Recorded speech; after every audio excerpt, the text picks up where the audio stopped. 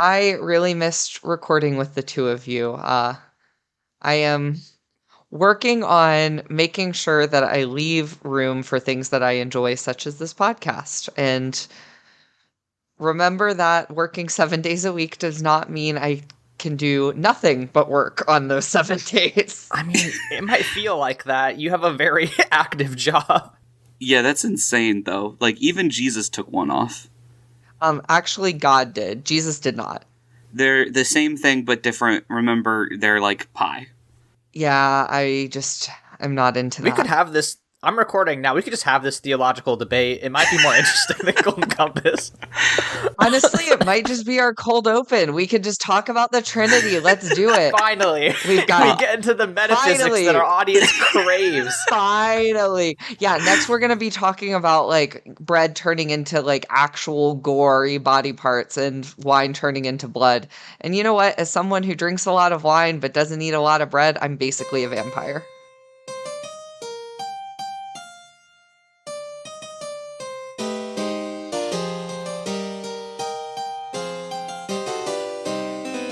Welcome to Bible Boys, a podcast where two ex-evangelical siblings and an ex-Catholic non-sibling watch Christian media and either praise or condemn it.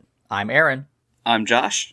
I'm Michael. This week, we talk demons and church metaphors in the 2007 YA adventure, The Golden Compass. Before we spend a significant amount of time talking about bears, please be sure to rate and review us on Apple Podcasts, like and comment on our video, and follow us on Twitter at The Bible Boys. I am just so happy that we finally went back. Like, this is a weird pick for us, because this isn't really like Christian media. It's more of a media going like, I don't know about them, Christian. But thankfully it's still very bad. Okay, so I have to confess, the reason that this film was a necessary pick for me is this was the forbidden fruit for me growing up. This was the line? Yeah, this was the one our parents, yeah. Oh, yeah, this was the line. That's wild. Yeah, truly, one day we will play a game, which media were the Green Brothers allowed to watch, and you will all go mad trying to figure out the patterns because there are none. We were one of these we weren't allowed to watch, Ed, Edd n Eddy or Inuyasha. I'll let you guys decide which one our parents didn't allow elementary school Josh to watch. I know how Michael is, so I know it's not Inuyasha, which is wild, but you know what? Maybe your parents just have good taste. Yeah, that's the thing. So I, for the longest time, was like, God, my parents won't let me watch this movie because they call it, Antichrist and, all of that. But, actually, they were like, no, that's just a shitty movie. You're not watching a shitty movie. It is astounding. I do want to give our parents credit, where if it's good enough, they stop caring. Yeah. Our parents took one look at Harry Potter and went, it's neat enough, it's fine. It gets to a certain point of quality, they're like, actually, we don't really care that much. Yeah. I think that some of it, too, is, one of the reasons that this might actually be a film like this for me is that the actress and the character that is our protagonist, so both Lyra and the actress playing her, are the same age as me. So... I was the target audience for this, and I, desperately wanted, I should have never had to come out because I saw Nicole Kidman in a bad wig and a good costume and went, I have to see that movie. I can fix her. Not even. There's nothing to fix. There's nothing to fix. I only want Nicole Kidman in bad wigs. It's the same reason I love practical magic. Aaron, were you allowed to watch this one? So yeah, here's the thing. My family is extremely cool about media. There's very few things they wouldn't let me watch. They were like, oh, you can't watch Jaws because you'll get too scared by it, which was true. And then they were like, oh, you can't watch South Park because it's too they say a lot of swear words and, are casually racist. And you know what? Thank you, actually, for that, parents. You know what? Good ones. But good call there. Good call. So we'll talk about this at the end, but the reason that we're talking about this is because this film got a whole lot of criticism, specifically from the Catholic Church in America. But like I read like the church newspaper that was like, hey, this is what we feel about this film, and my mom was like, hey, so here's the thing, they do have some criticisms of religion in this franchise, and you should keep in mind what they're talking about and why they're saying that. And my mom had like a really interesting and mature conversation with me about how I should consume media that's critical of my religion, and that was great. And then I also played the PS2 video game of this, and it was really bad. So all of the metaphors went over my head. Oh my! If we had like a thing for just like paying fans, we super would play that video game. Yeah, you would have to pay me to play that because it's a very bad game. I believe it. Like games from that era that were made off of fantasy series are just universally bad. Yep, the era of tie-ins, incredible. Yep. We gotta get into the plot of this one, and I just want to put this criticism forward. This is a and then movie. I don't really like to criticize the structure of movies because I'm an idiot. But this movie, it kind of feels like when you're talking to a little kid and they just go, and then, because I can't figure out another way of... They put way too much in this one movie. And I've watched a bit of the show, which we will, be kind of discussing later. And that is the only reason I understood a lot of it, is just from 4 episodes of the show really fleshing shit out. But boy, howdy, did they try to get everything in here. And it's not even that long of a runtime. Like, it's a longer movie, but, It actually... For the movies we watch is on the shorter side. And so I'm going to say something that I've never said, maybe ever before in my life about a film. Which is that it should be longer? Like by a significant amount. Because I felt like a lot of the and thens is... So this read the same way the last season of Game of Thrones read to me. Where I was like reading a Wikipedia article on TV. Like, it felt like I am missing huge pieces of information, like meat, that like context that is just gone, but like it's not on my screen, so I don't know where to get it. And the truth is, I get it through the books or apparently through reviews, the TV show. That, like, I cannot believe I'm saying that an almost 2-hour movie should maybe be like 45 minutes longer. Oh my god. But hell really has frozen over. I can't believe I'm hearing you say this. I know. I'm over here like I want to watch a 3-hour movie. Me. He wants it in black and white.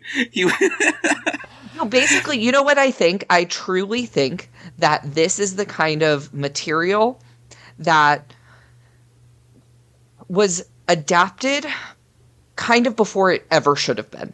Before our age of like HBO taking a book series and making one whole season a book, right? I think that is kind of what is required with a like book series this dense. Because even if you look at Harry Potter, right, those filmed runtimes just start really expanding. And one could argue, like, there was a lot of exposition that did get cut out because it was a bit superfluous. But with this, it almost felt like I just need more information and like lore dumps in the beginning. As much as I love Ms. Kidman, and I get what they were going for with the whole like Galadriel reading us in about the rings, but that was like 2 paragraphs of information. We started with like a full annotated essay of information about dust. And it still was not enough. No. Yes. I had more questions than I would have had they never explained it. Michael, I want you to hold that idea that this was something that should have been made later on for the end of the episode, because I think we have to have a conversation about the films that preceded this, and why it was made when it was made. But unfortunately, we do have to start talking about the plot. Well, I mean, I did start with our opening. Yes, and you're right. Nicole Kidman's just reading to us. And she's having the time of her life. Nicole Kidman fucking owns in this movie. There are 2 actors, and I truly believe 2 actors I think this was their favorite role they've ever done. And hers, for sure. I think this is Nicole Kidman's favorite movie. I will tell you who I think the other guy just having an absolute blast is when we get there. All right. Okay. So basically, Nicole Kidman's like, what if there was a world that was like a parallel dimension to yours, except that like everybody had their souls outside their bodies, and we call those demons. But we don't spell them like Demons. We spell it like Daemons. And that's how you know this is a weird and wild fantasy world. Anyway, I'm going to keep talking for a while I show you shots upon shots of steampunk shit. But basically, we come to this town. It's basically fantasy Oxford. And we meet Lyra, who is our protagonist. She's like a spunky young girl who causes trouble for all the college professors that she constantly harasses. And, you know, she is playing with her friend, whose name is Roger. And they are trying to run away from a gang of other young kids. Okay. Yeah, so already we have to start with our first caveat. The ethnic group that the other kids are from is we had to have a text conversation about this because I was like, oh my god, I can't believe they did this. But like, it's not. So I'll kind of step in. Anytime you get a text message in the Bible Boys group chat, as you all know, that begins with "so," you know it. You know the movie fucked up so bad that we have to talk about the movie before the podcast. You know that we're then talking about a racism, a sexism, a homophobia, or the like. Mm-hmm. Basically, if that's how we're starting. That's so bad we don't feel comfortable going in without talking about it beforehand. Yeah. So I would just say they use a type of term based off of the Romani people, and even that's a stretch. Like, saying it's based off of the Romani people even feels weird because in this movie they're just a group of people. That's all you need to know. Mm-hmm. If you do more like looking into it, it is, as I think Michael put, like weird fan fiction Romani people. Like it gets strange. Mm-hmm. But just for this like podcast, we're just gonna. What do we decide that we're gonna go with? Pirates. But like also, I looked up, you know, the reason that Philip Pullman like made them like this, and like he also took a lot of inspiration from like Dutch like sailing culture. So like it is so weird that he's like, let's use this almost slur to talk about these people. Anyway, I'm gonna make them largely inspired by the Dutch, and it's just like, okay. All right. Yeah, and living in Britain. Like, it just really felt like, okay, like, I found... British people can't help themselves. They really can't.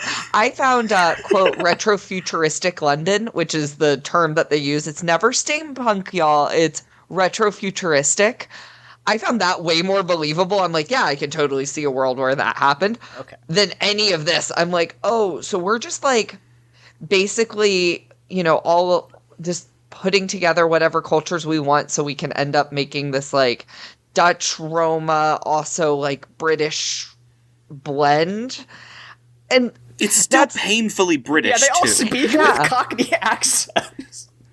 Right, and, like, so that's why when we were having this discussion, I wanted to, like, very specifically say, like, this group is not Romani in its inspiration.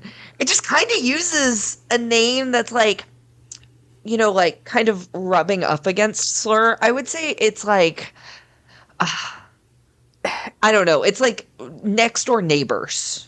Yeah, like to the slur.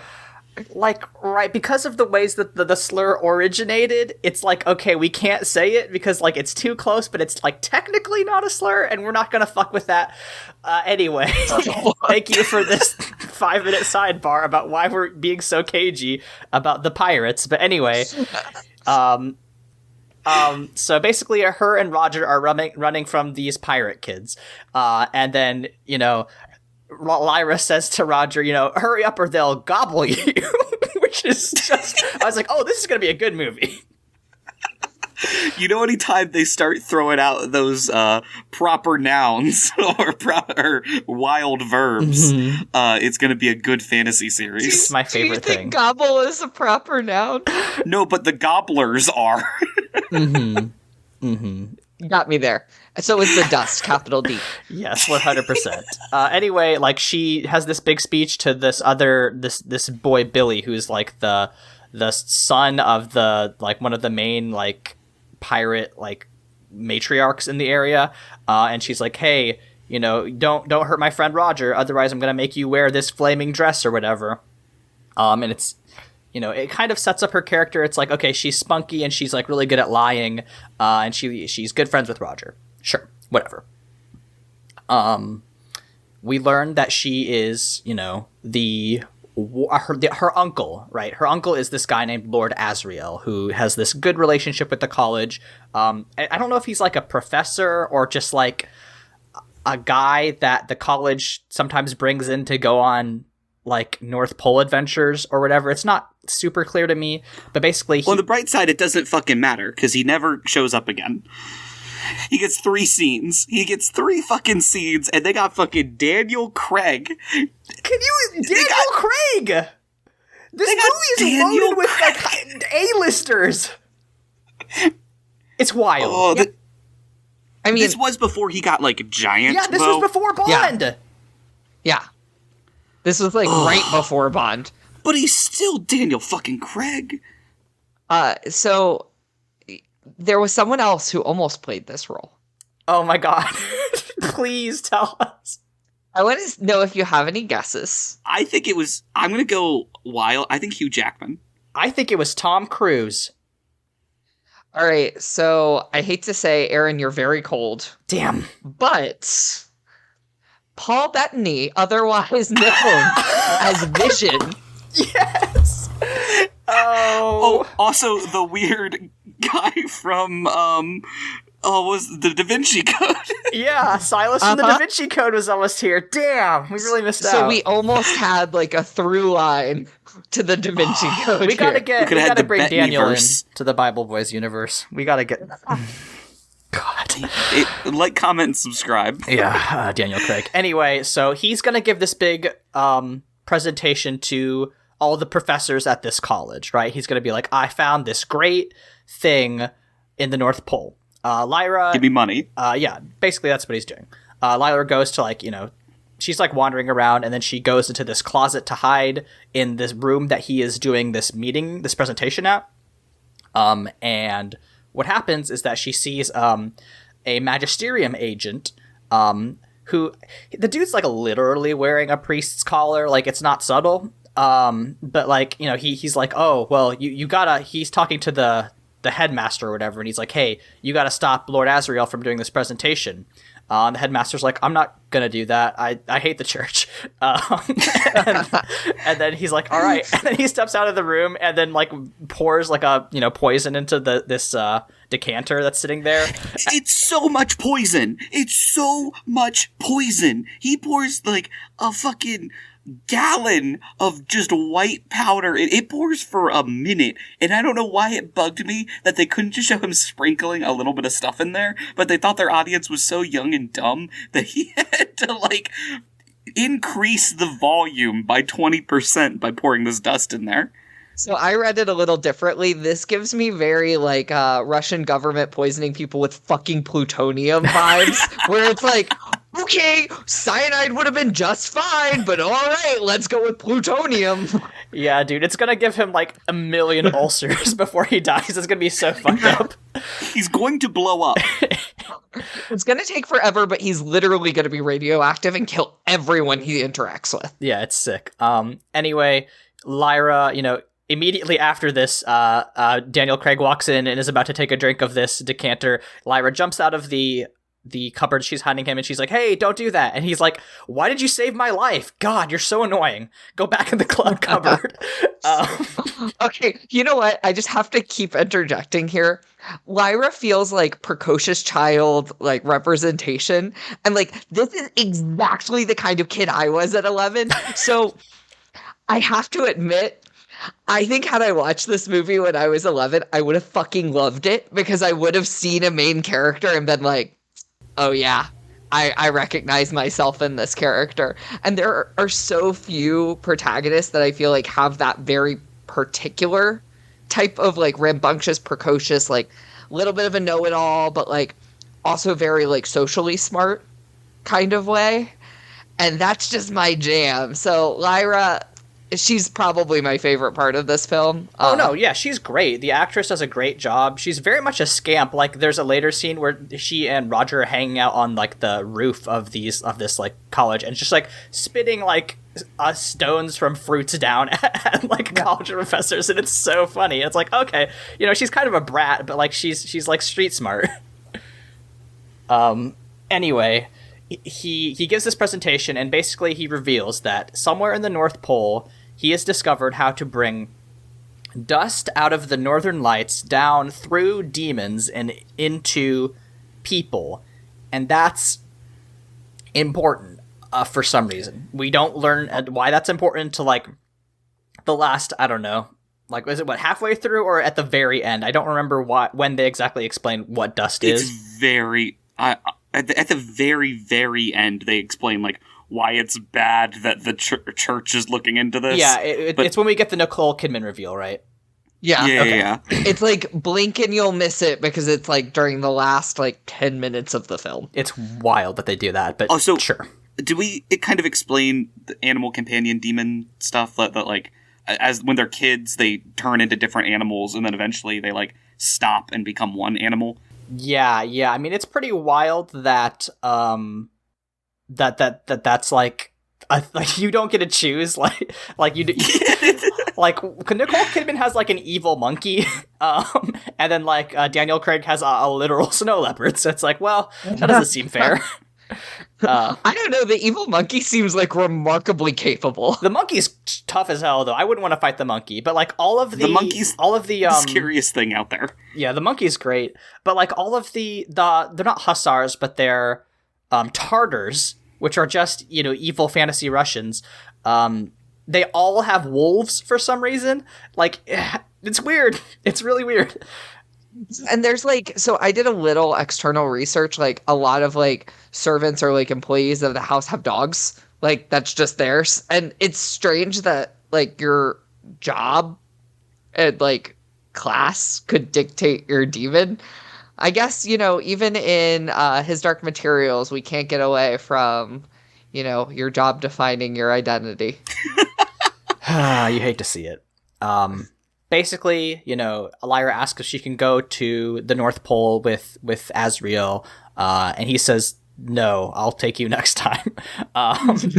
He sucks a lot, and he didn't need to be in this movie, it seems like, but you know what?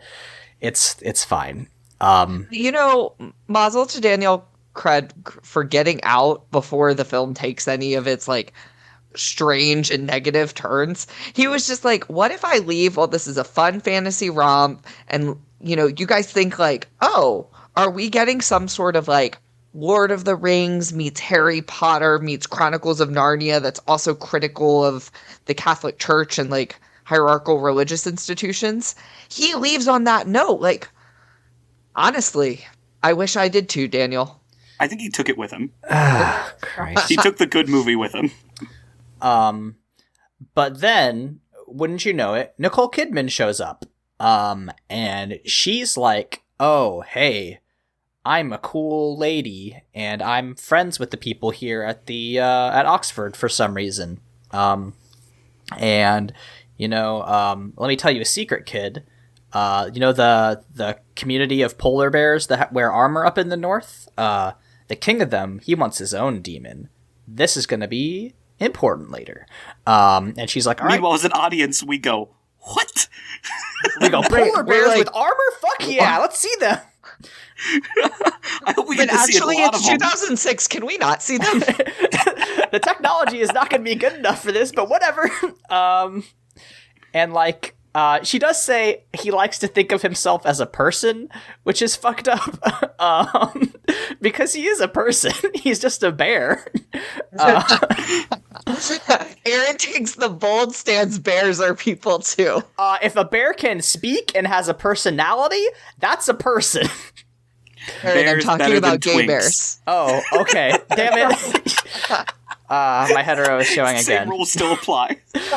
I have really pulled the Overton window of how queer this podcast is dramatically because I've been gone for 2 weeks. I was like, fuck that. We're gay around here, whether you signed up or not. Congratulations, audience. In case you missed the first time, I am now baptizing you as gay. You're all welcome. And they basically like ship her off to Nicole Kidman's fantasy London. And Lyra goes to a bunch of very boring parties and is like, I hate this. I don't want to be a lady. And I'm very bored, and it doesn't look like she's ever going to take us to the north. Oh yeah, before they go, they give her a golden compass. That's kind of important. I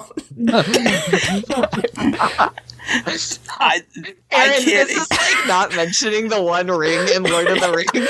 Oh yeah, they go off, and then why are they going off? Oh yeah, they gave Frodo some jewelry. It doesn't matter. Anyway. But Aaron's so correct, because the golden compass isn't there to like drive the story forward or like give any special insight. It just gives our hero a weird superpower.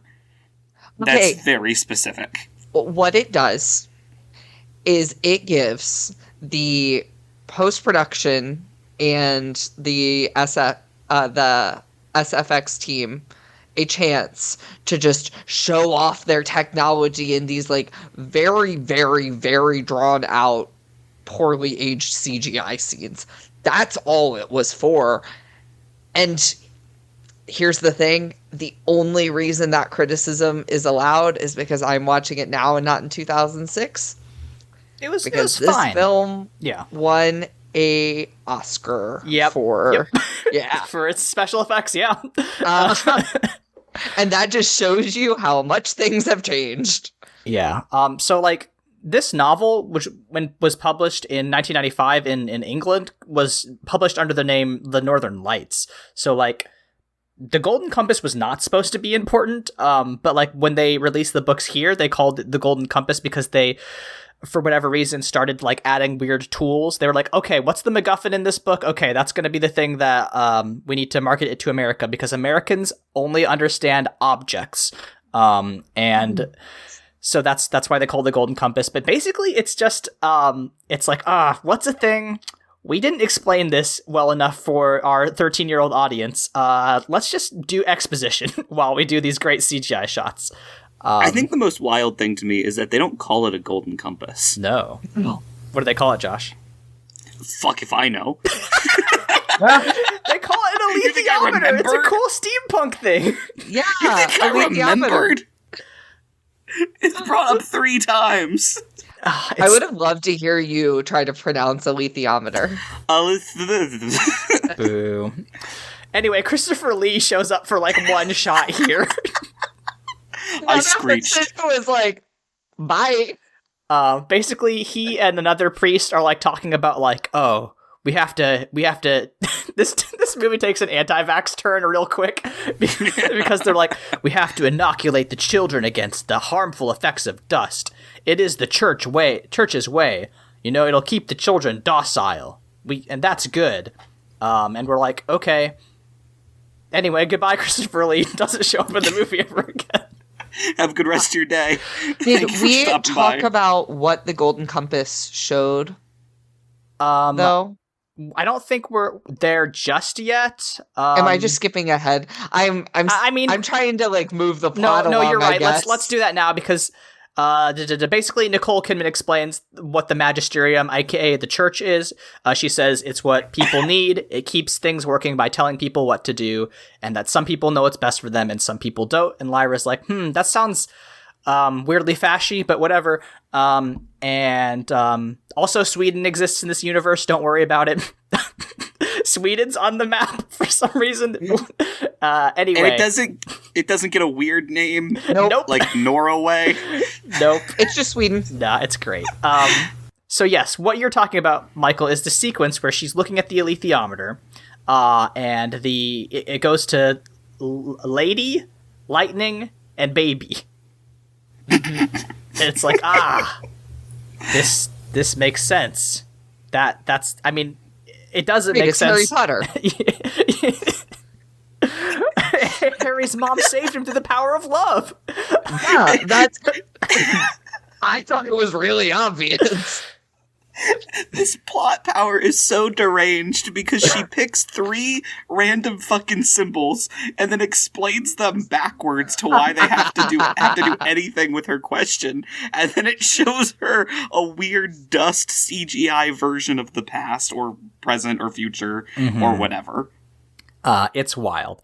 Anyway, one of the most effective scenes in this film, though, is the point where Lyra's like, oh, I know all about particles, because for some reason particles got brought up in a conversation. And she's like, dust is a particle. And she's like, oh, how dare you talk about dust.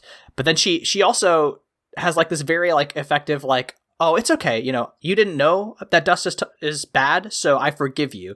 And like it kind of immediately imports the idea that Nicole Kidman is like controlling and weirdly aggro about things. And, you know, later on when Nicole's monkey like chokes Lyra's demon, whose name is Pan, we haven't brought that up yet. He's sometimes in Erskine and sometimes like a mouse. He can still change. But like when her monkey chokes him, like that's like very like, oh, okay, she's clearly bad. And the demons feel what the humans feel and vice versa. Yes, also important. See, I did the thing that the movie did, which is like, we don't need to do all this exposition. We can dump it in as we go.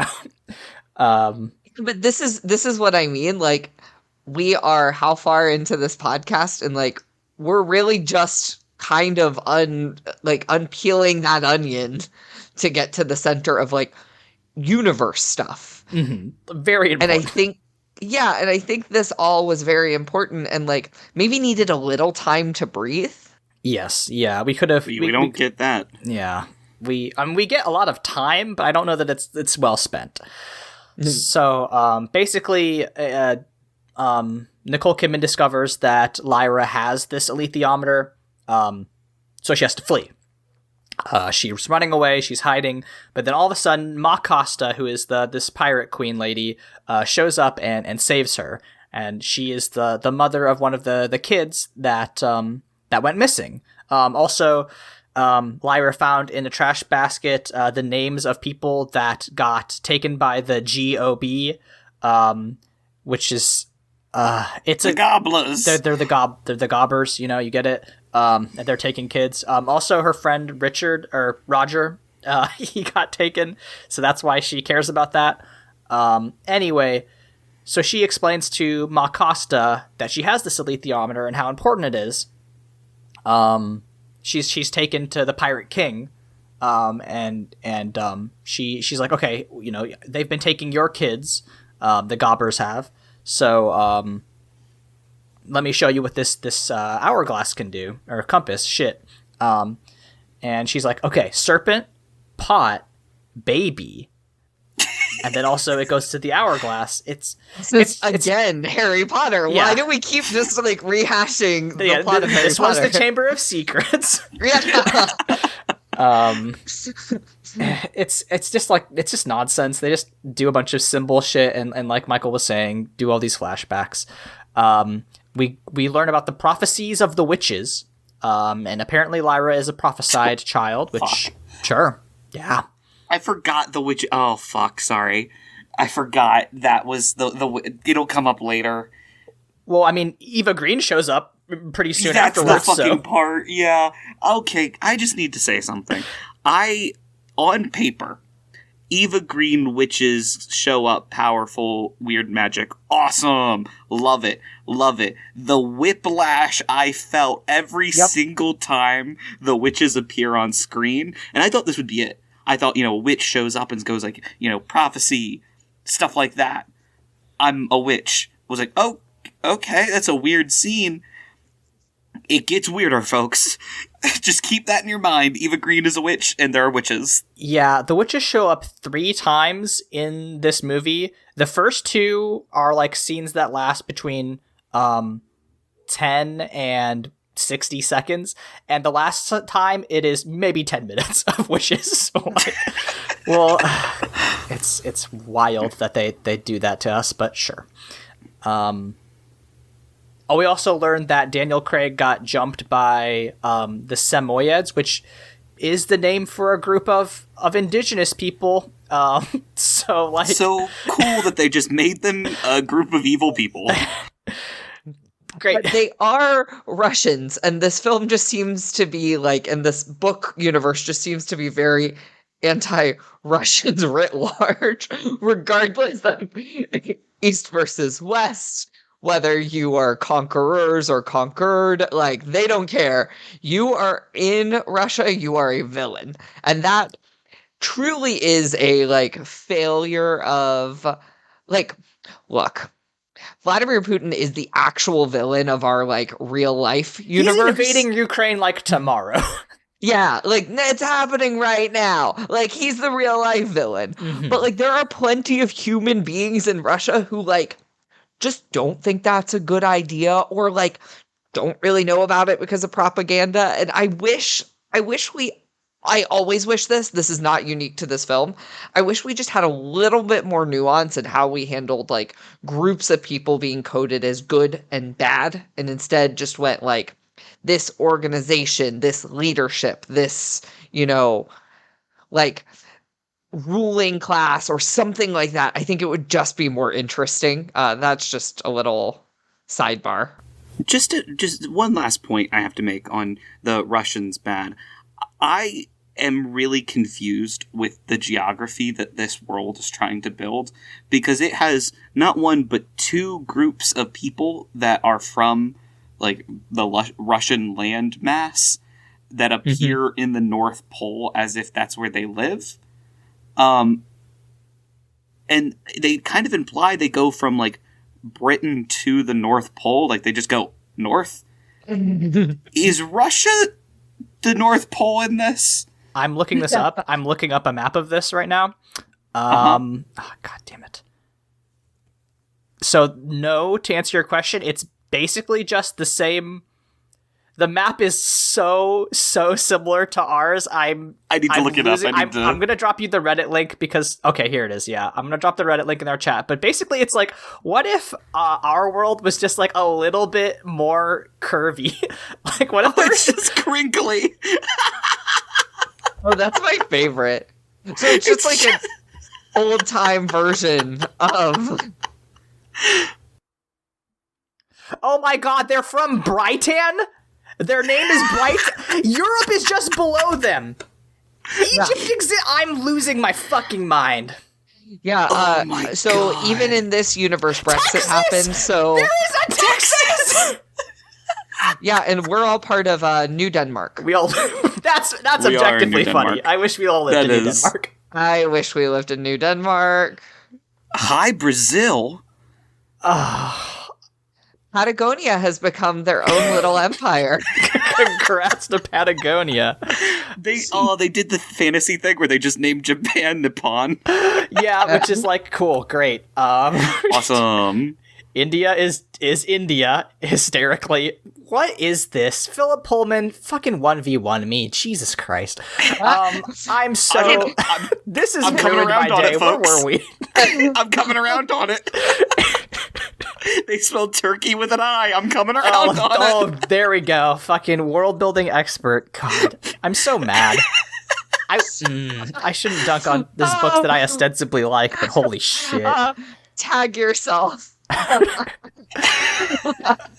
We will have to include this link in the show notes because oh my God. The country of Texas. I want to live in the country of Texas. Give it some you time. And everyone in the state of Texas. That's so true. Anyway, Eva Green shows up and she's like, hey, you're a child of prophecy. I'm gonna show up in the end battle. They go to, I guess, I don't even think they're at Bolvangar yet. I think they're like, let me check this map and figure out where I think they might be. They're at Svalbard, apparently. Sure. And she meets a guy who drives an airship. His name doesn't mean some guy. She meets Sam Elliott. Oh yeah, like a super famous actor, Sam Elliott. But he's Lee Scoresby. He's like very cool. He's like a cowboy. He's just a cowboy. He's Texas. Well, he has a little rabbit. Why they made Texas. Is they were like, we obviously need a Texan here. Yeah. And here we go on. This is where this becomes the Yorick Bernardson movie for about an hour, I would say. It does. Like, I had the same moment. I'm sorry, I keep mentioning other, like, franchises that are not the one that we're watching, but this just, like, gave me so many vibes that were very close to me. It gave me, has everyone here watched Boba Fett? Yes. Oh, yeah. So it very much gave me, like, the 2 episodes of Boba Fett where we just slipped into The Mandalorian, where I was like, what? Did I sit on my remote? Like, what happened? Did I, like, take an edible I forgot about? Like, I'm very confused. That happened in this film about 25 minutes into the polar bear. I'm like, did I, like, start watching a different movie? Like, weren't we, like, you know, finding missing kids and, like, going to the North Pole? But, like, again, another reason that Lyra and I are just like, 2 peas in a pod. I too am a bit of a side quest completionist, so. But unlike going from like Boba Fett to The Mandalorian, where it's like same universe, at least we're getting a good show now. This went from like Harry Potter to like The Terror, the AMC show about the polar bear that tracks people down and kills them. Like, we get the goriest scene in this entire movie in the next like 30 minutes, and I can't wait to get there. But right now we have to go with the Coke commercial of this drunk ass bear who got robbed and now he does manual labor. And also, he's voiced by fucking Ian McKellen. Oh my god, I didn't realize. I should have known. Holy shit. I won't lie to you guys. I thought at first it was Patrick Stewart. And then I was like, no, oops, sorry guys, sorry gentlemen. Wrong one. I think Ian McKellen had a ton of fun. Yeah, he got to be a 12-foot tall polar bear. It was sick. What do you mean? Ian McKellen showed up for 1 week of work, was able to drink on the job, and just, like, record his lines. He didn't work. He got paid to, like, just, like, fuck around. This is his dream come true. Yeah, Christopher Lee's a sucker. Ian just showed up in his nightgown and just spoke into a microphone. So, like... the thing is that I really like the polar bears. I think they're fucking cool. Like they introduce him as like this enormous bear. He's like, moving metal around. Like he demonstrates how strong he is by like destroying like this like rusted like metal pole or whatever. And he's like, this metal all sucks. I need my armor that's forged from meteorites. And I was like, oh, that fucking rules. I'm here for this. That's extremely cool to me. He's a Panzer Bjorn. It's like, okay, yeah. I mean, that's all great. And then the rest of the next 45 minutes are about his quest to become the king of the polar bears.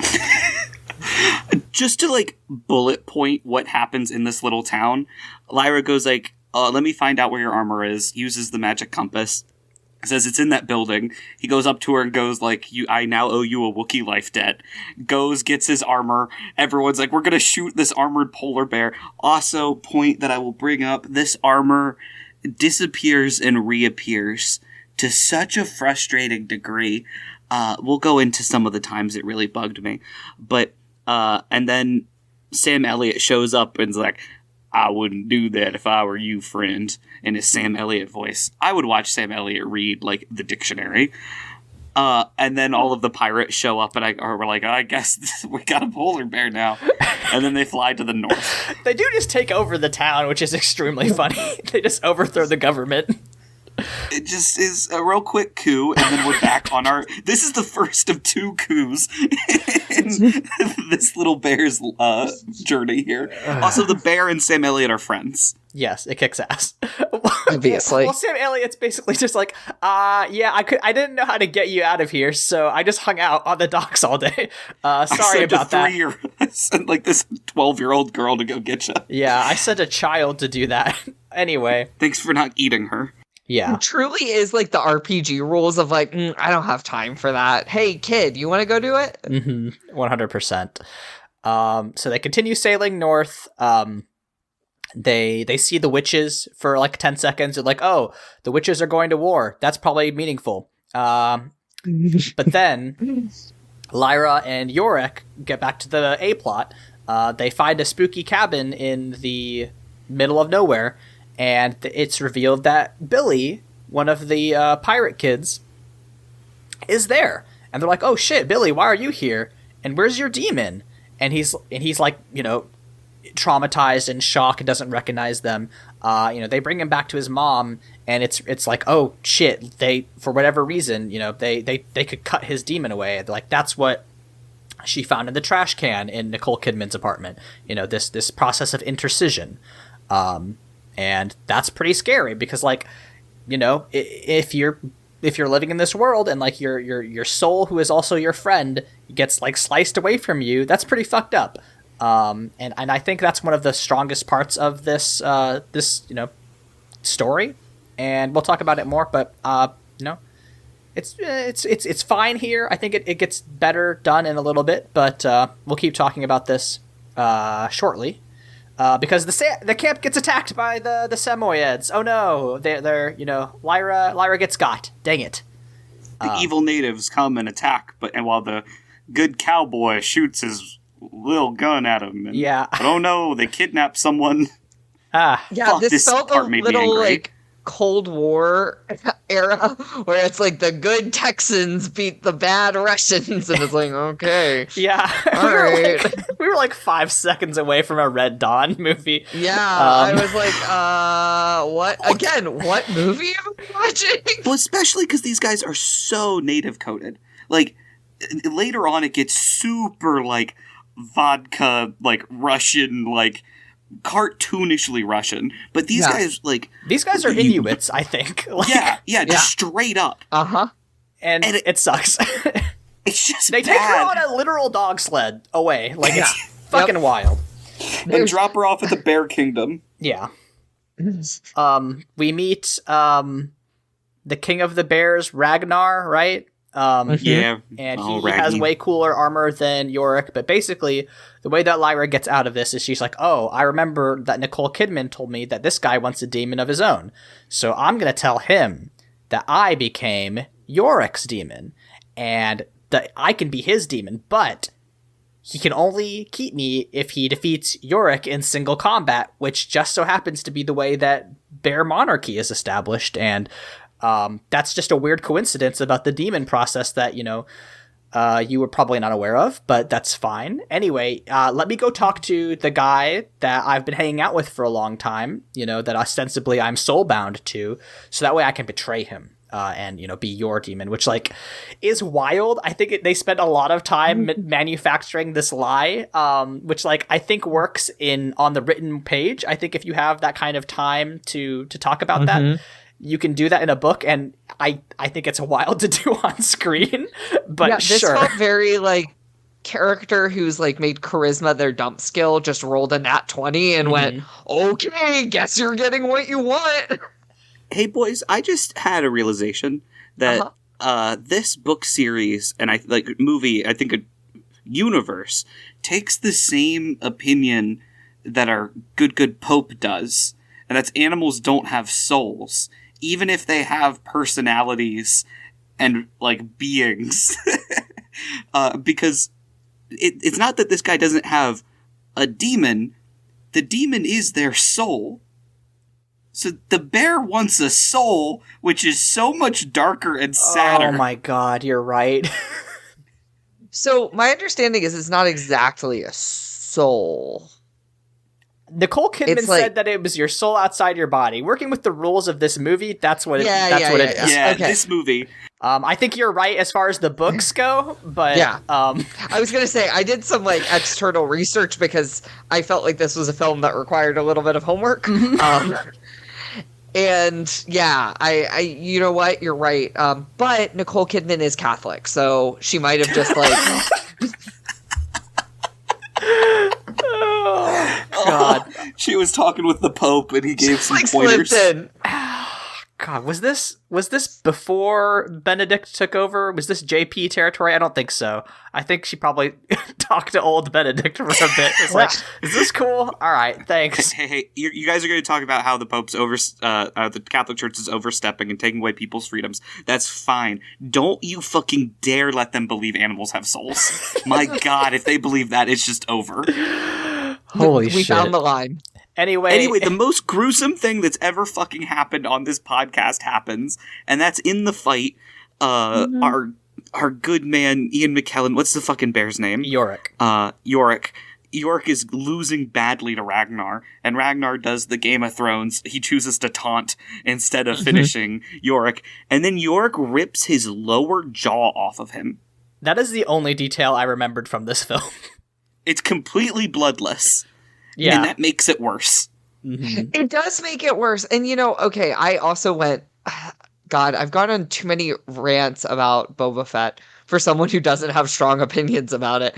But I feel this way about a lot of, Disney-owned franchises where it's there will be, gruesome violence with no blood. And that disturbs me more than, the gore of something being portrayed more realistically. And look, I'm not saying every film needs to be Midsommar and be hey, what if we shined a spotlight and spent a full minute looking at someone's entrails? But also, if you're gonna have a polar bear rip another polar bear's jaw off, maybe just own that there's gonna be some blood and this is maybe a PG-13 film. It gets kind of even more wild. We'll get to this later, but it's demonstrated that when someone dies, their demon kind of goes all dusty, and that's cool. I like that effect. But sometimes someone will just get kicked in the chest, and then their demon will explode. And it really makes you wonder, what exactly is happening here, but we'll get to that later. But yeah, we've got a new king. Yeah, anyway, Yorick becomes the king, and he's like, great, I love to be the king of the bears. I'm gonna go continue my side quest with this child. But also, I'm gonna take off all of my armor, and I'm gonna run without my armor. I'll get it later, don't worry. And then he runs to a big chasm where there's a big ice bridge. Aaron, it looks like you have an armor thought. I wanted to see him put on the armor. I wanted to see what that looked like. It must take forever. He doesn't have thumbs. He does a quick change when he first gets his armor. He goes into the building, and then everybody waits outside it for a minute, and then he comes back out. And I was like, "There's no way, sweetie. That would have taken fucking years. That he does not have thumbs." Aaron, he literally punched another bear's jaws off, and we're getting caught up about thumbs? Yes, because polar bears are the deadliest animal ever. I believe that they could make a fist and punch a jaw off. Okay, so if I'm seeing a polar bear and I'm thinking, how is this thing going to, brutally murder me? Punching my jaw off is just not in the top, 1,000 ways that it happens. You guys know the famous, bear saying for what you're supposed to do when you see them, right? I think it's different in our communities.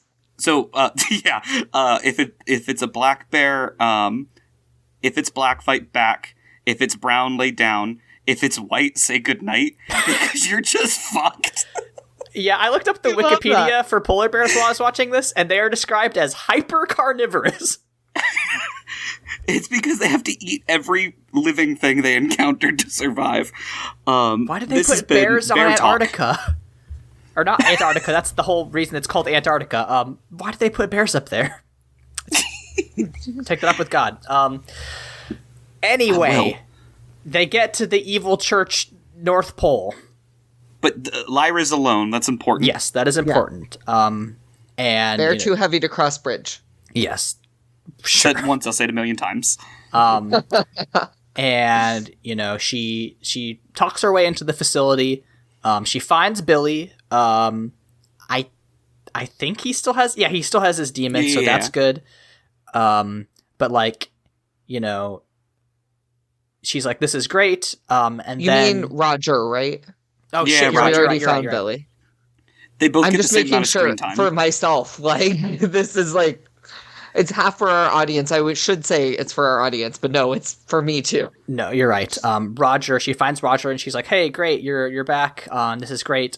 I'm gonna go do something. I need to go into a room really quickly. Can you help me find a room?" And he's like, "Oh, they never use this room." Cut to her hiding under a table because somebody comes into the room. And Nicole Kidman's there, and she's like, "Oh, don't worry about Daniel Craig. He got bored of being on this movie, so he's just gonna get screened in into a lab somewhere, and he won't appear ever again." And then, they talk about how they're doing a great job. Be arrested for heresy. Arrested for heresy, which is very funny. I love that. That's how I want to go. Don't worry. One day. And they make the very boring narrative decision to have her get captured because she bumps a chair. She's like, all right. Doesn't the chair bump her? It might as well. Like pushing in the chairs, and it like hits her leg, and they're like, a child. And they immediately take her to the incision machine. They're like, nope, no more. We're gonna fucking rip your soul from your body, kid. And like they put her in this. It looks a little bit like, I don't know if y'all remember high school. Actually, I shouldn't say that. I went to a high school with a lot of money. But like they had like these big like oven sort of deals, and like that like sterilizing machines basically. I don't. Did you all have those? Aaron, we went to like the poorest high school in Virginia. Like our high school has no money. I'm sorry that I'm extremely not relatable. Aaron, the clocks broke my senior year. They're still broken, and I work there. I'm sorry about your underfunded high school. Strangely, one of the best performing schools in Northern Virginia, which is one of the best performing regions in the country. I don't know how to square that circle. Listen, the teachers are incredible. Yeah. They're incredible people. They're real picky. That's why I won't be teaching. No, that's not true. There's a lot of bullshit involved with that. That's different. Yeah, that's the Koch brothers' fault. Stay tuned for next time on Bible Boys, where we take down the Koch brothers. We hunt down the last Koch brother. But like, that's a joke. Legally that's a joke. They put her in like this big gray box. Essentially, it's like a big microwave. And they put like a chain link fence in between her and her demon. And this cool like lightning blade comes down and like is like very slowly and dramatically gonna like cut the link between her and her demon. And like Nicole Kidman very, slow motion runs through at the last minute, tells them to shut the machine off and saves her. And that's great. We love that. And then we get the very important plot dump about what dust is. Because she's like, listen, the reason that we're doing all this is because our ancestors disobeyed the authority and made the world sick with dust. And it's when your demon begins to settle that dust works its way into us and makes us bad. Very clearly an Adam and Eve, bringing sin into the world sort of deal, but they, outsourced it to a third party, and now you have to get it like zoonotically or whatever. I don't know. But like, it is just wild that they do this with the last 20 minutes of the film. And also from like an untrustworthy narrator. Yeah, like we've seen her like brutalize this kid. Just straight up lie. Yeah, like she's not the trustworthy one. But also, surprise, I'm your mom. Yeah, by the way, I'm your mom and Asriel's your dad. Oops. Yeah, Daniel Craig, who's like a bit of a deadbeat. Yeah, that's your dad. I fucked him. Isn't that awesome? Yeah, it's just wild. Anyway, like honestly though, like hottest parents in the world. Like, come Jesus on. Christ, yeah. Listen, you got good genes, kid. I'll give you that. So Lyra tricks her into opening a box that has an evil bug in it. The murder hornet. No, we skipped over the murder hornets. Oh my god. The clockwork murder they're cool. hornets. Yeah, do you want to retroactively explain the murder hornets? Yeah, so at one point, Nicole Kidman is like, these will track her down and release 2 clockwork murder hornets that have like a poison that knocks you out in them to go find Lyra. And the pirates are able to capture one. They seal it in wax. And then Nicole Kidman's like, give me the golden compass.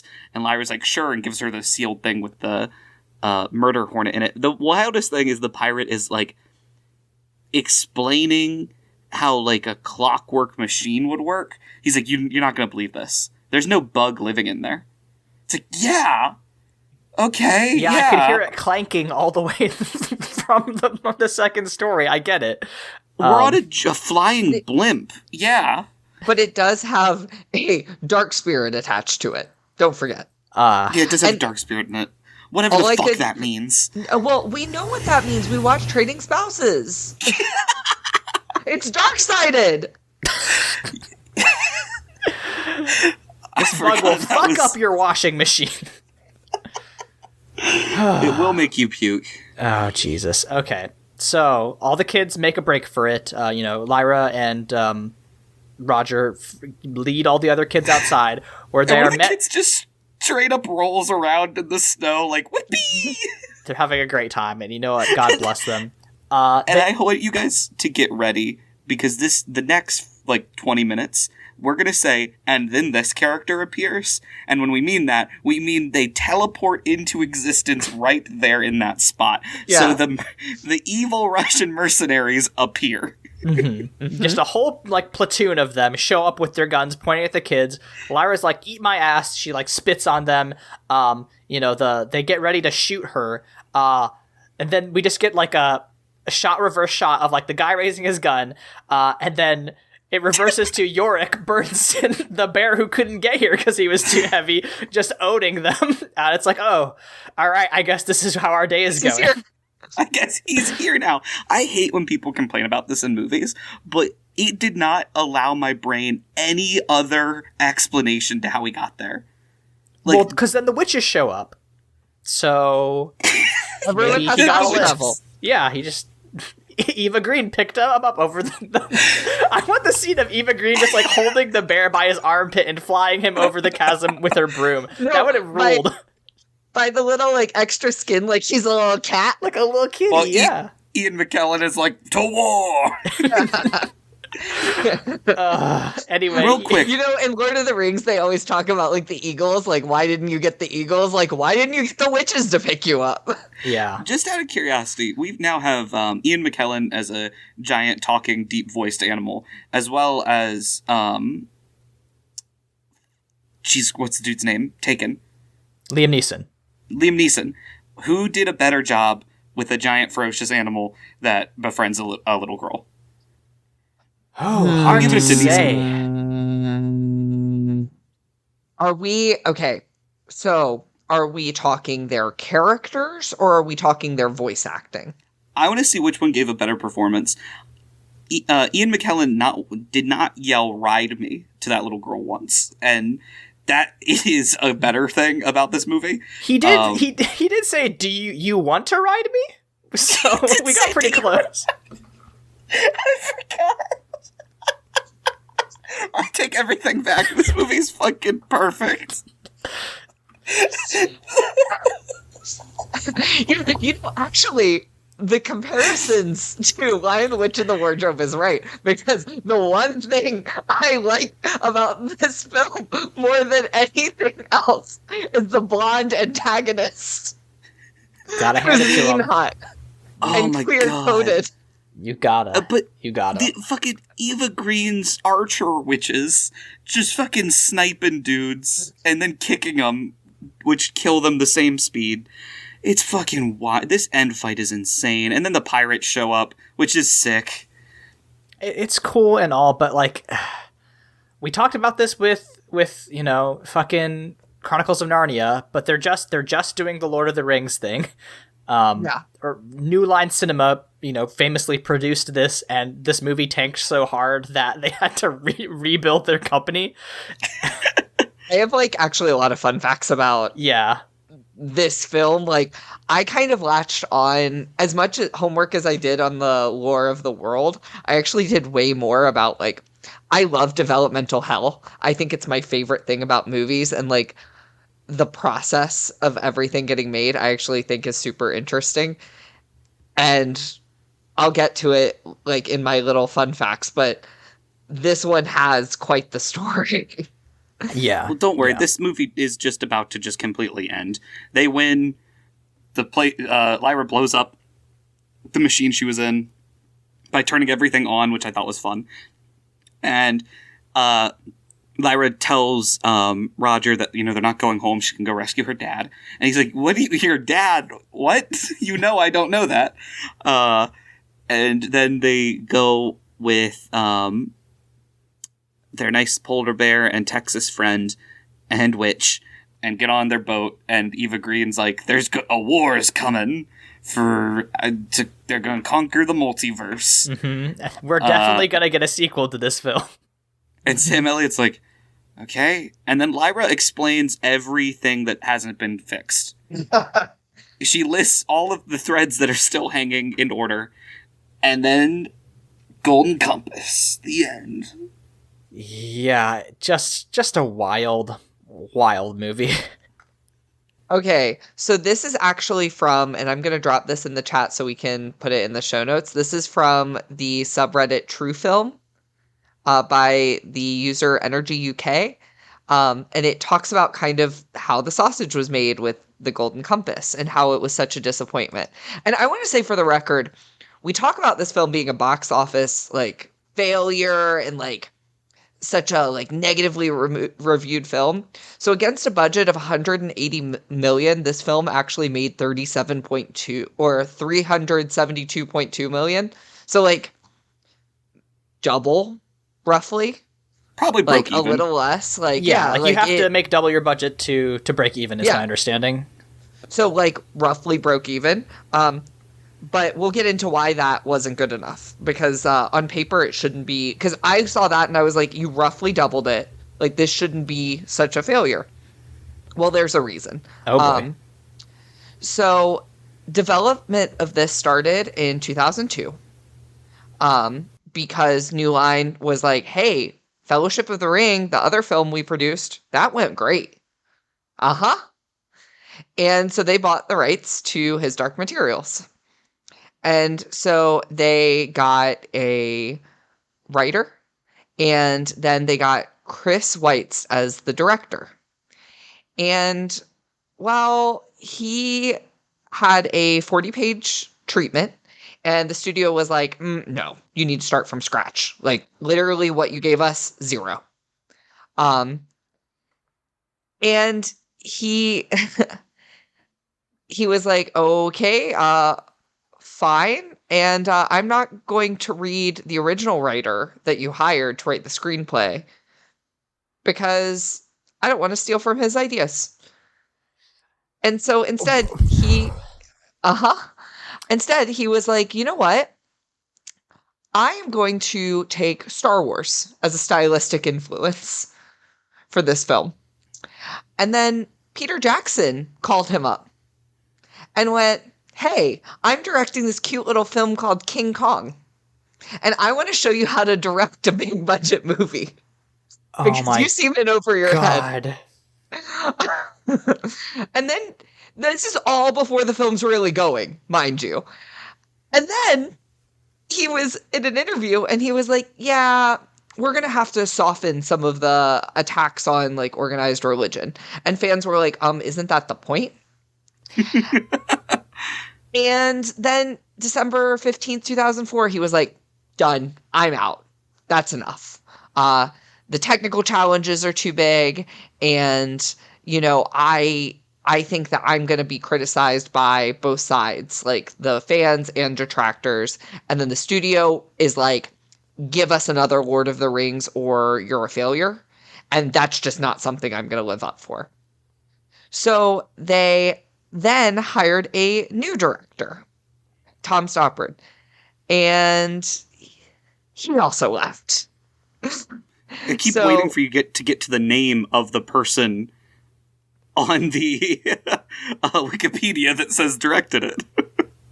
So British director Anand Tucker took over, and he said that it's about Lyra looking for a family. And the author actually was like, yeah, he's got some good ideas, and he's not, like, afraid of this. Like, this sounds good. Like, he understands the focus of this movie is about Lyra. And then Tucker resigns. Oops. In 2006. So we are now 4 years into the making of this film, and we are already 2 directors deep. Weitz came back and said, I'm both the first and third director of this film, and I did a lot of growing in the interim.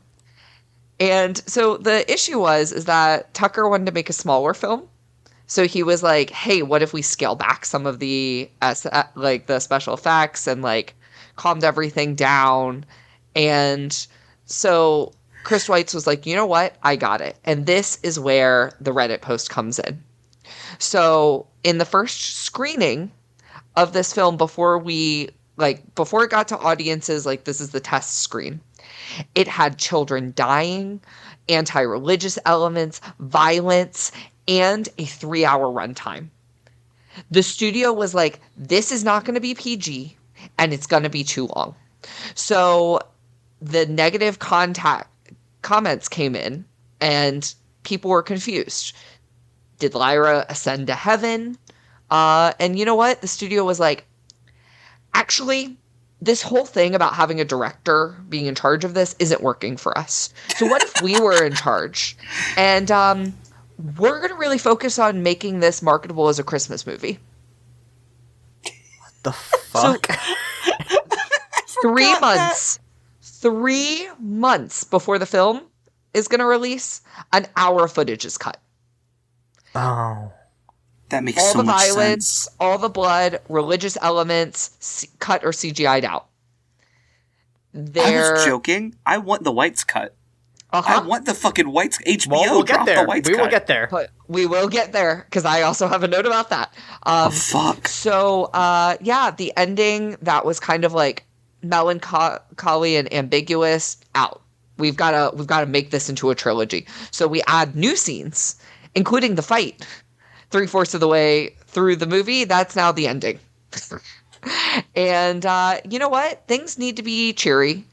And we're going to go ahead and pull from our franchise and cast Christopher Lee and Ian McKellen, because we need some more big names. Nicole Kidman, sorry, you can't carry it. And, you know, I know we just added this fight scene and edited this, but what if we go ahead and add new scenes through CGI and just slap them on there? And so the film finally comes out.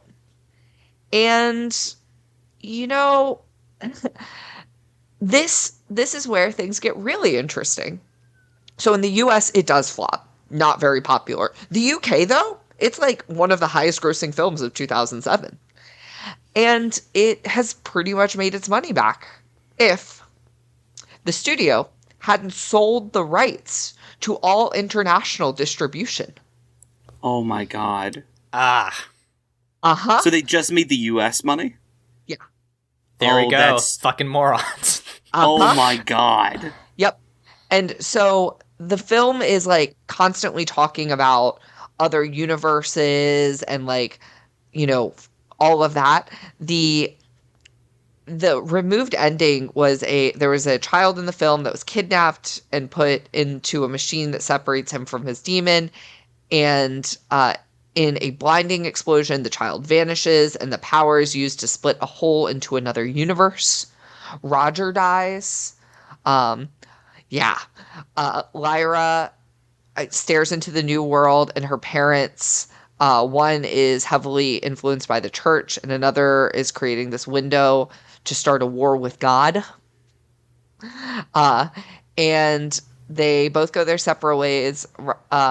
Lyra decides Roger has become part of the dust, and she stares through the window of the world and sees the silhouette of a boy. It's not Roger, but it's a nod to the second main character in the second book.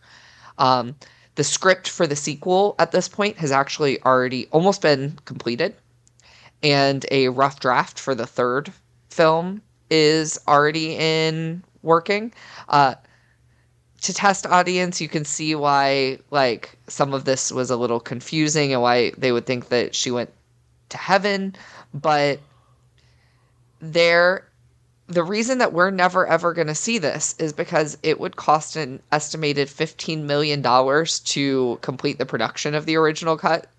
And the distribution rights are really, really murky. So it's pretty much not going to see a re-release or director's cut. So as much as, you know, we haven't yet talked about the controversies surrounding this film, but I think that should maybe be where we head next. But as much as there was all this, like, talk about how controversies sunk this film, I think it was good old-fashioned developmental hell, where studio was making bad decisions at every turn, undermining directors, and trying to shoehorn a movie that no one wanted to make except them. That's wild.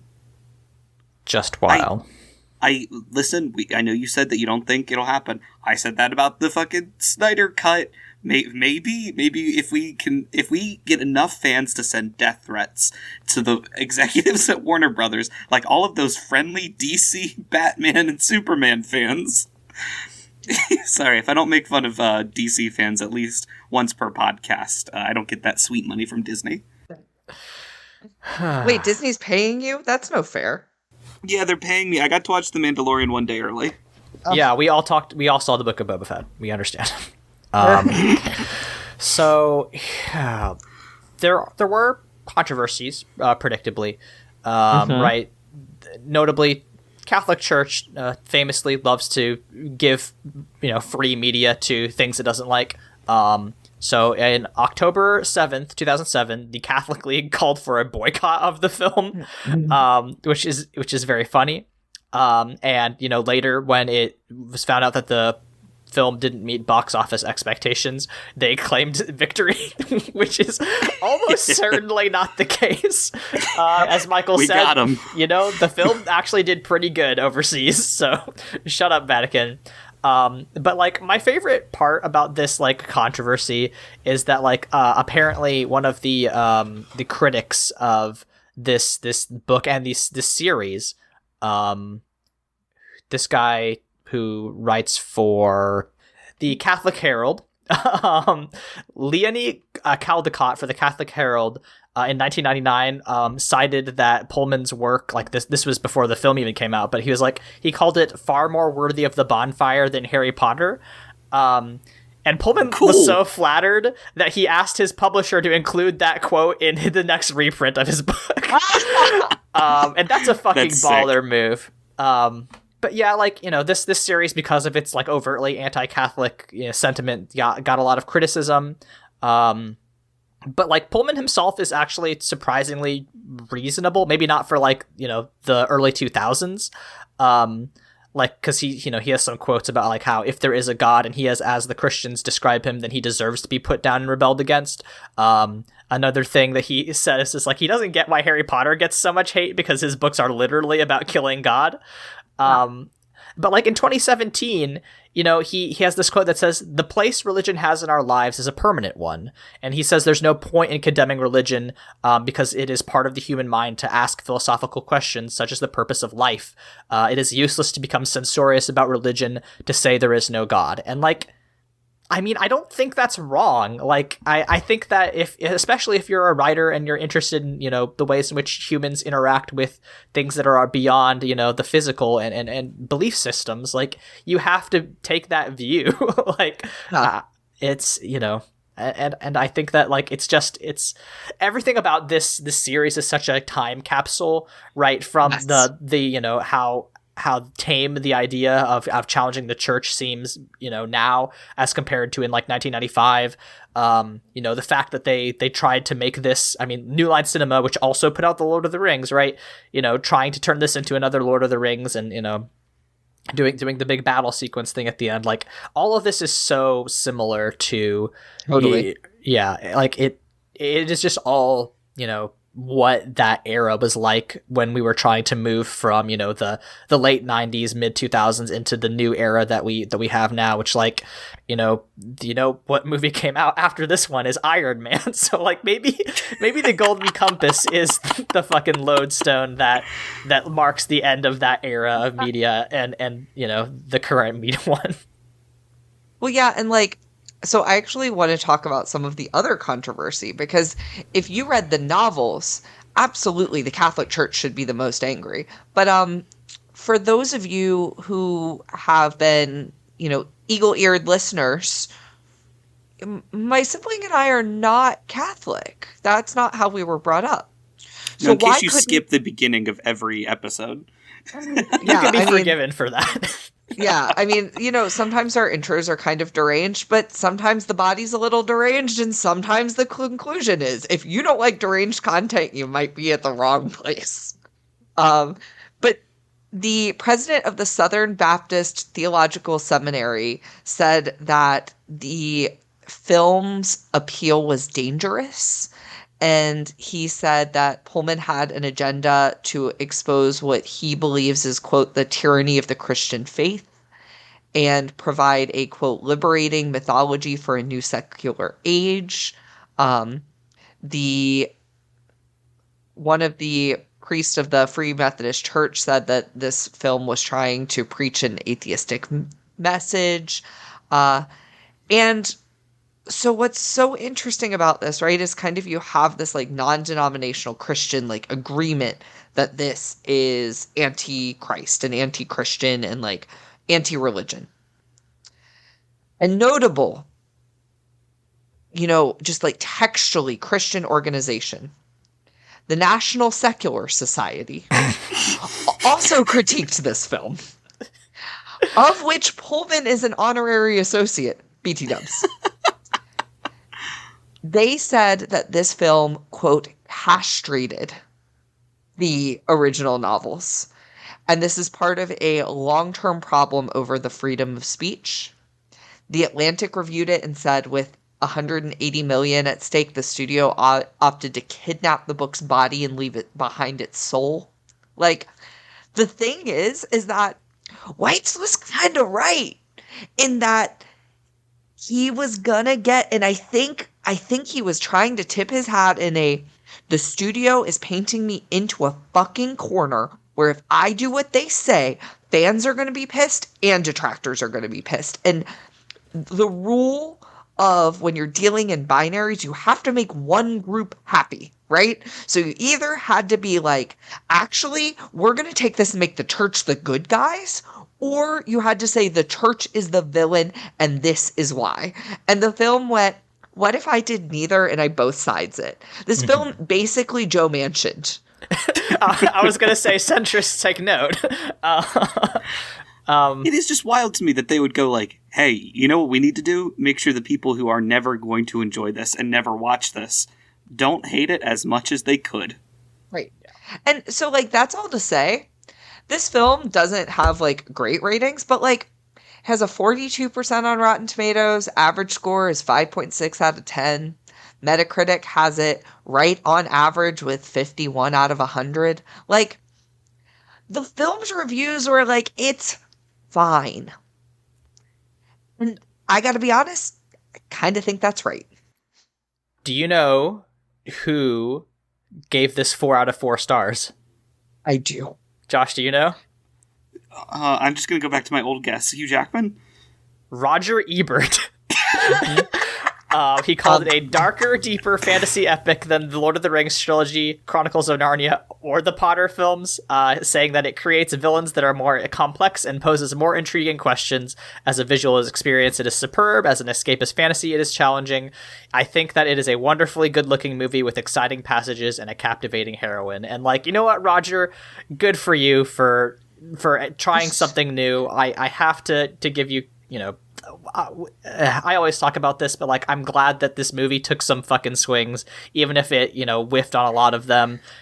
Clearly there was a lot of administrative meddling that kind of shot it in the knee, but they're trying some shit. And it's from an author that was like, this series was published in 95. So like relatively new. So like, God, go with God.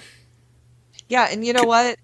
Our girl Nicole got universal good ratings on this, and what's wild is like she was the author's first choice for this role. In fact, like said basically like 10 years earlier, she was like, I don't know about wanting to play a villain, and basically like they courted her into playing a villain.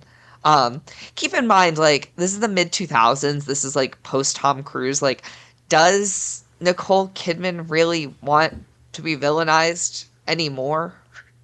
Like, there is something to be said about, I just want to play a fun role. Like, one of my kids isn't speaking to me because of fucking Scientology. Like, just give me something fun. don't make me a mean mom. Like that probably is just a little too like gross in terms of that. But she did such a good job that while Pullman is like kind of neutral about this film, like he just is really like whatever. He basically said that the character that Nicole Kidman plays has black hair in the novel. And he said, I was clearly wrong. Sometimes you're wrong about your character. She's blonde. She has to be.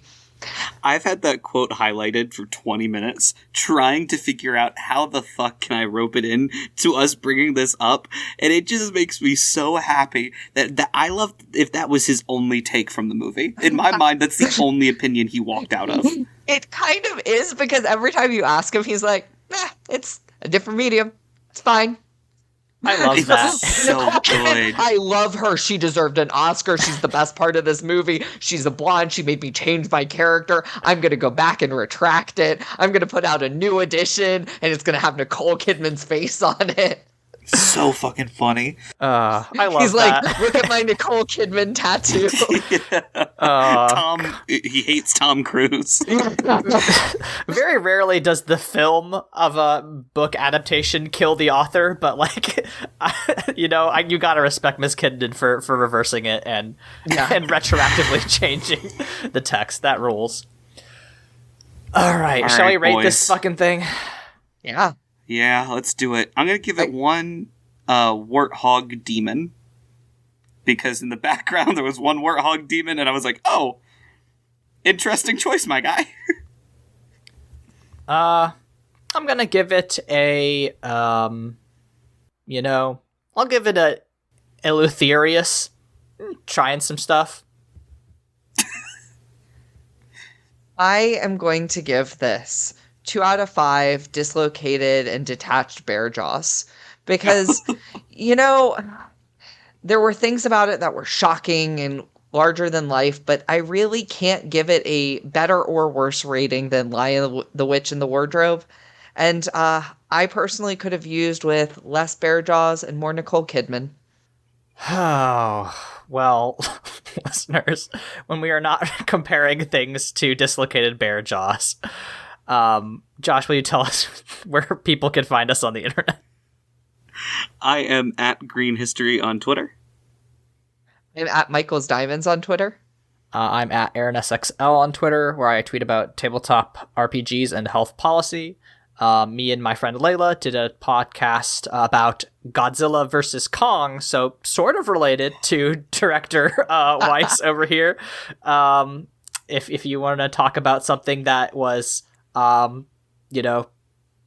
incomprehensible and fun instead of incomprehensible and boring, check us out at Mortified Pod. And I think next week we're going to try to do the entire His Dark Materials season 1 for the HBO. Hopefully that'll be a better adaptation. So, sorry listeners, this one's going to be a Pullman heavy month for y'all. But, hang in there. If the thought of us revisiting the world of fucking Brightan or whatever makes you want to cry, just remember that it is okay to cry, because even Jesus wept. We'll see you all next time.